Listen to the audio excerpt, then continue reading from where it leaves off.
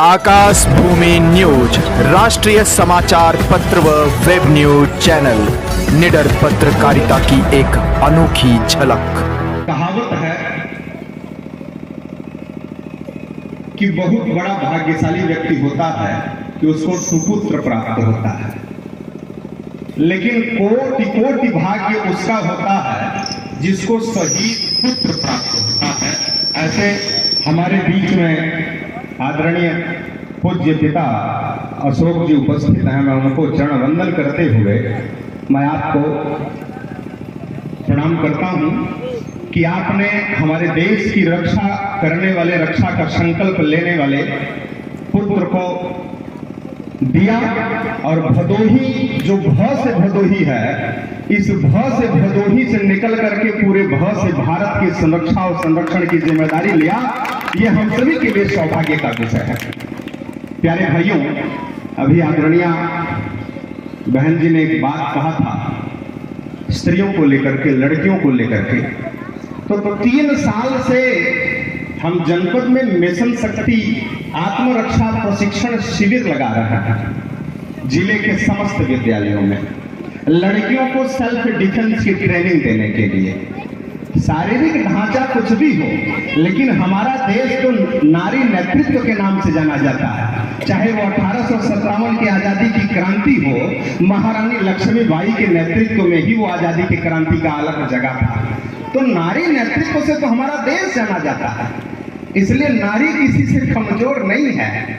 और बस हम भदोही की विषय में एक छोटी सी बात हम कहना चाहेंगे कि भदोही भी किसी परिक्षेत्र में अब कमजोर नहीं रहा है। अगर हमारे बीच में भाई आदरणीय गुरुजी पाठक जी, जो राजकुमार पाठक जी उपस्थित हैं, ऐसे परम प्रतिभाशाली व्यक्तित्व उपस्थित हैं, तो वृक्ष पुरुष के नाम से जाने वाले आदरणीय अशोक जी भी उपस्थित हैं। हमारे जिले का गौरव बढ़ाने वाला, अगर खेल के क्षेत्र में नेशनल में अंतरराष्ट्रीय स्तर पर नाम रोशन करने वाला भाई क्रिकेटर यशस्वी जायसवाल है, शिवम दुबे है, तो रिंकू सिंह भी WWE में आगे बढ़ रहे हैं। किसी भी परिक्षेत्र में कहां कमजोर रह गया भदोही। और सांस्कृतिक दृष्टिकोण से देखा जाए तो देश के कोने कोने में भाई हमारे छोटे से गांव से निकल करके राजेश परदेसी देश के कोने कोने में सांस्कृतिक विरासत बिछा रहे हैं। तो भदोही अब कमजोर नहीं रहा। हम भदोही से भाई अभी बताया भाई पांडे जी ने कि रूबी पहलवान ये भी भदोही की है, ये भी पहलवानी कर रही है। एक हमारे बीच में लड़का है और वहीं का आदर्श शुक्ला कराटे में बांग्लादेश, नेपाल और थाईलैंड को जीत करके चला आया और भारत का नेतृत्व कर रहा है, कैप्टन हो गया वो कराटे का। मैं यही अभी भाई महादेव प्रजापति जी बैठे हैं, मैं इनको देखता रहता हूं। ये दुर्भाग्य कहूंगा भाई, चाहे जिसका भी ये विषय हो। 95 से हमारा जनपद बना है, 95 से हम स्वतंत्रता पूर्वक स्वायत्तता पूर्ण तरीके से जनपद को संचालित कर रहे हैं और स्वनिर्भर होकर के भदोही का संचालन हो रहा है। लेकिन ये दुर्भाग्य का विषय है, जबकि देश के लिए खेलते हैं, भारत देश के लिए, और वहां तिरंगा उठाते हैं। कोई एक बिरादरी, कोई एक विरासत का झंडा नहीं उठाते, देश का झंडा उठाते हैं जीतने के बाद। लेकिन इनको अभी वो स्थान नहीं मिल पाया जो मिलना चाहिए। ये दुर्भाग्य का विषय है। इसमें किसकी कमी है? वो जनप्रतिनिधि की कमी है या धन प्रतिनिधि की कमी है या अधिकारी की कमी है? ये हम सभी भदोही वालों का जिम्मेदारी बनता है कि ऐसे पुरोधा व्यक्तित्व जो हमारे भदोही के नाम को कहां कहां सुसज्जित कर रहे हैं, उनकी जिम्मेदारी बनती है कि उनका नाम हम दूर तक पहुंचाएं। ये भी सीखना है भाई। आप कंपटीशन करा करके उनकी स्मृति में ये सिद्ध करना चाहते हैं कि हमारे बच्चे इससे दक्ष हो रहे हैं, इनका प्रतिभा निखर रहा है। आप लॉलीपॉप नहीं दे रहे हैं, आप ये बता रहे हैं कि इससे इनकी प्रतिभा निखरेगी निबंध लिखने से, और ये आगे भी अपने भदोही के लिए, अपने देश के लिए, अपने प्रदेश के लिए आगे बढ़ते रहेंगे और नाम रोशन करेंगे। एक छोटी सी कविता लिखा था भाई चंचल जौनपुरी जी ने, आदरणीय गुरु जी आप जानते हैं, कि तलवारों की धारों पर जो लिखते राष्ट्रवाद की भाषा, तलवारों की धारों पर जो लिखते राष्ट्रवाद की भाषा, और पलक झपकते प्रलय मचाते, यही जवानी की परिभाषा है ना। प्रलय का तात्पर्य विवाद से थोड़ी है, प्रलय का तात्पर्य परिवर्तन से है, आगाज से है। प्रलय का तात्पर्य सकारात्मक व्यक्तित्व की स्थापना से है, अपने व्यक्तित्व के परीक्षण से है और अपना पहचान बनाने से है। प्यारे भाइयों, जो शहीद सुलभ उपाध्याय कर गए, हमें लगता है कि इनके पद चिन्हों पर चलने वाले सैकड़ों युवा हमारे भदोही के रोज दौड़ रहे हैं अग्निवीर में प्रतिभाग करने के लिए। प्यारे भाइयों, ये सौभाग्य का विषय है, हमें तो सीख मिलता है। रामधारी सिंह दिनकर जी ने लिखा ना कि मुझे तोड़ लेना है वनमाली, गुरु जी उन्होंने ही लिखा था, माखनलाल चतुर्वेदी, सॉरी, मुझे तोड़ लेना है वनमाली, तुम देना उस पथ पर थे, मातृभूमि पर से शीश चढ़ाने, जो पथ जावे वीर अनेक, है ना, पुष्प ने कहा। प्यारे भाइयों, ये सौभाग्य का विषय है। आज हमें यहां आने का परम सौभाग्य प्राप्त हुआ, मैं अपने जीवन को धन्य मानता हूं। जरूर कहना चाहता हूं कि अगर आप अपने प्रतिभा को, सभी बच्चे बैठे हैं, युवा भी अधिक संख्या में यहां, एक संदेश देना चाहूंगा कि भाई भदोही से आजादी की भी क्रांति की अलग जगी थी। आदरणीय गुरु जी ने बताया, शहीद झूरी सिंह के माध्यम से, शहीद शीतल पाल जी, शहीद संग्राम सिंह जी, आज सभी लोगों ने, बहुत से ऐसे अज्ञात व्यक्ति रहे जिनका नाम सो नहीं हो पाया, भदोही में आजादी की क्रांति की भी लड़ाई देश के लिए लड़े। प्यारे भाइयों, आप सभी लोग युवा, अधिकतर लोग, और उम्र से कोई बुजुर्ग नहीं होता। उम्र से अगर कोई ये सोचे कि मैं बुजुर्ग हो गया, मेरा बाल पक गया, तो वो सीखे महादेव प्रजापति से। ये आज भी उतनी क्षमता रखते हैं कि 22 साल और 28 साल का लड़का भी इनसे पीछे रहेगा। इनसे सीखने का हम लोगों को वो प्रणति मिलता है। तो उम्र से कोई बुजुर्ग नहीं होता, व्यक्तित्व से। उसका व्यक्तित्व कितना प्रखर है, बस वो अपने अंदर छिपी प्रतिभा को पहचान ले। मैं अर्थशास्त्र का विद्यार्थी रहा हूं, तो इकोनॉमिक्स में इंटरनेशनल ट्रेड पढ़ाया जाता है, अंतरराष्ट्रीय व्यापार।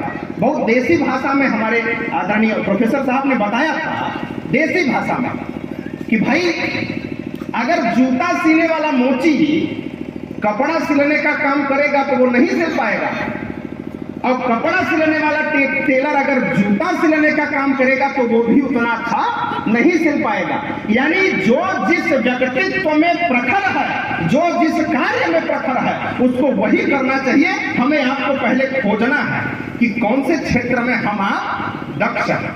और एक आग्रह है, इसमें बहुत से गार्जियन लोग बैठे हैं, सबके अपने अपने बच्चे हैं, उनके परिवार में बहुत से बच्चे पढ़ रहे हैं।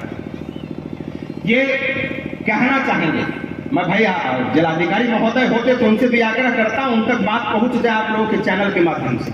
मैं कहना चाहूंगा कि शहीद सुलभ उपाध्याय जी के नाम से ही जिले अस्पताल का नाम होना चाहिए। ये नामकरण करेंगे।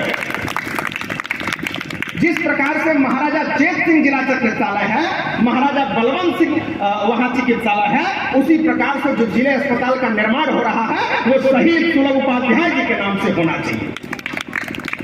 मैं ये आग्रह करना चाहता हूं, ये बात भाई आपके मीडिया के माध्यम से जिलाधिकारी महोदय तक जाना चाहिए। और मैं पार्टीवाद में पहले व्यक्ति और व्यक्तित्व और सर्वप्रथम जिस जनपद में जन्म लिए हैं, जिस गांव में जन्म लिए हैं, जिस देश में जन्म लिए हैं, वो प्रथम है।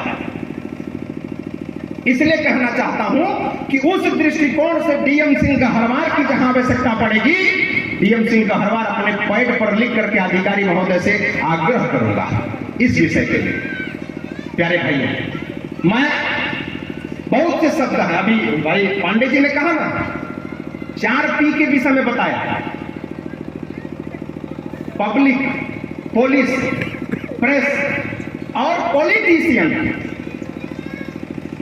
पुलिस, प्रेस और पॉलिटिशियन एक ही पी के लिए काम करते हैं, वो पब्लिक के लिए काम करते हैं। सबसे बड़ी शक्तिशाली कौन हुई? सबसे बड़ी शक्ति किसके पास है? वो जनता के पास। ये लोकतांत्रिक देश है, यहां न तो पॉलिटिशियन के पास शक्ति है, न तो पुलिस यानी प्रशासन को हम ले सकते हैं। प्रशासक और प्रशासन वो तो हमारे पब्लिक के लिए है, और प्रेस भी पब्लिक के लिए ही काम करती है। यानी पॉलिटिशियन गड़बड़ होगा तो पुलिस और प्रेस दोनों सही करेंगे, क्यों? और पुलिस गड़बड़ होगी तो पॉलिटिशियन और प्रेस दोनों सही करेंगे उसको। लेकिन ये तीनों जब गड़बड़ हो जाएंगे तो सही कौन करेगा? कौन करेगा? पब्लिक सही करेगी। इसलिए सबसे बड़ी शक्ति इस लोकतांत्रिक देश में जनता के पास है। बस we have to unite, it's our responsibility. यह हम सभी की जिम्मेदारी है कि हम लोग यूनाइट रहें। हिंदू, मुसलमान, ब्राह्मण, ठाकुर, वैश्य, शूद्र, क्षत्रिय ये सब अलग छोड़ दें, एक ही वी आर इंडियन, हम भारतीय हैं। और इस भारतीयता के विचार से अगर हम आगे बढ़ेंगे और इस देश के लिए करने की जिस दिन जिज्ञासा और मन में विश्वास ठान लिए, उस दिन हम असली भारतीय होंगे। हमारा आपका देश के लिए क्या देय होता है? सुलभ जी ने अपना जीवन दे दिया। हमारा आपका क्या देय होता है? हम सभी लोग इस देश के अभी बताया ना, अशोक जी ने बताया ना कि भाई मां के देहावसान के बाद अपने दोनों कर्तव्य का ये पालन कर रहे थे। धरती मां के भी संरक्षण की जिम्मेदारी लेकर के रखे थे और अपनी मां के भी कर्तव्यों का पालन कर रहे थे, जो एक छोटे पुत्र का धर्म होता है। ये होता है व्यक्तित्व, प्यारे भाइयों। और वास्तविकता हमें हर जगह से ये सीख लेना पड़ेगा और ये बताना पड़ेगा कोने कोने में जाकर कि भदोही के जो युवा हैं वो किसी भी परिक्षेत्र में आगे बढ़ रहे हैं, हम लोगों को प्रमोट करना पड़ेगा और उनकी आवाज को पहुंचाना पड़ेगा। हम नहीं चाहते कि महादेव प्रजापति जैसे लोगों की तरह अब हमारे युवा को विकसित हो और दबाया जाए, उनका व्यक्तित्व दबाया जाए, नहीं दबाया जाएगा। महादेव जी, आपको याद है राजेंद्र प्रसाद जी डीएम थे, आप गए थे, मेरे सामने की बात है गुरुजी, ये नॉन पॉलिटिकल बात मैं बोल रहा हूं, पॉलिटिकल बात नहीं बोल रहा हूं। ये बोलने का भी अधिकार है। क्या? अनुच्छेद 19 अभिव्यक्ति की स्वतंत्रता हर नागरिक को है, इसलिए बोल सकता हूं। आपने कहा था तो जानते हैं डीएम साहब ने क्या कहा था। उन्होंने कहा कि यार इतनी उम्र हो गई, तुम अपने परिवार के लिए क्या किए? मेडल सजा करके तुम अपने झोपड़ी में मेडल सजा करके क्या परिवार का संरक्षण कर पाओगे? उस समय मुझे बड़ा कष्ट हुआ। वो मेडल महादेव प्रजापति ने अपने लिए नहीं लिया, वो देश के लिए लिया था। अगर ये कोई पूछे कि मेडल सजा करके तुम क्या करोगे, इट्स अ नेगेटिव पॉइंट, ये नकारात्मक विचार है, ये गलत बात है। हमने उसका खंडन किया, हमका गलत बात। आप डिमोटिवेट कर रहे हो किसी को। और मैं एक लड़के की जिम्मेदारी खेल में लिया हूं, आदर्श शुक्ला की, और मैं वो 12 साल से मेहनत कर रहा था गुरुजी, अंतरराष्ट्रीय स्तर पर भी खेलने नहीं जा पा रहा था। हम लोगों ने चंदा लगा करके उसको नेपाल भेजा, बांग्लादेश भेजा, थाईलैंड भेजा, और तीनों जगह गोल्ड जीत करके वो देश के लिए लेकर के आया। अगर एक एक पॉलिटिशियन, एक एक प्रेस का व्यक्ति, एक एक प्रखर व्यक्तित्व के व्यक्ति का और बच्चे का प्रमोशन में लग जाए तो हमारा भदोही किसी क्षेत्र में कमजोर नहीं होगा, हर क्षेत्र में जाना जाएगा। प्यारे भाइयों, ये संकल्प लेकर के आज यहां से चलना है। हमें केवल मंचस्थ कार्यक्रम करके नहीं दिखाना है, एक संकल्प सिद्धि को भी यहां से पूर्ण करना है कि हमारा यह संकल्प है कि एक एक प्रखर व्यक्तित्व के बच्चे को हम खोजेंगे और वो जिस प्रतिभा में आगे बढ़ रहा है उसको प्रमोट करके हम जनपद के लिए कम से कम काम करेंगे। इन्हीं सब शब्दों के साथ मैं आप सभी को साधुवाद देता हूं, धन्यवाद ज्ञापित करता हूं। किसी के मन में किसी प्रकार का ठेस लगा हो तो उसके लिए करबद्ध क्षमा मांगता हूं। लाल बटन दबाकर चैनल को सब्सक्राइब करें तथा घंटी का बटन अवश्य दबाएं ताकि सभी वीडियो की जानकारी आपको मिलती रहे। अपने आसपास होने वाली घटनाओं की जानकारी के लिए आप हमें नीचे लिखे नंबरों पर संपर्क कर सकते हैं।